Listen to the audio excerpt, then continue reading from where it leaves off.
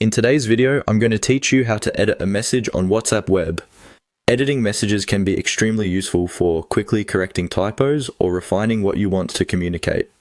Follow along as I guide you through the simple process of making changes to a message you've sent on WhatsApp Web. To get started, launch WhatsApp Web on your browser. Begin by opening a chat where you've sent a message you wish to edit.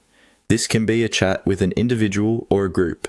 Once you've opened the conversation, navigate to the specific message you'd like to modify. The great thing about WhatsApp Web is how intuitive it is, and right-clicking on your message opens up a world of options. Right-click on the message you want to edit. A context menu will appear, presenting you with various options. Look closely for the Edit option in this menu. If you see the option, simply click on it. This immediately allows you to make changes to your original message, providing a quick and straightforward way to correct any mistakes or make clarifications.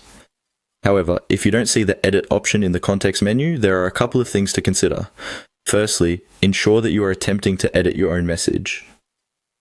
WhatsApp Web only allows editing on messages you've sent, which helps maintain the integrity and intention of conversational exchanges. Secondly, be aware of the time limit on editing messages. WhatsApp Web permits you to edit a message only within a specific time frame after sending it. If too much time has passed, the capability to edit will no longer be available, and the option will disappear from the menu. To avoid any frustration, it's helpful to keep in mind these restrictions.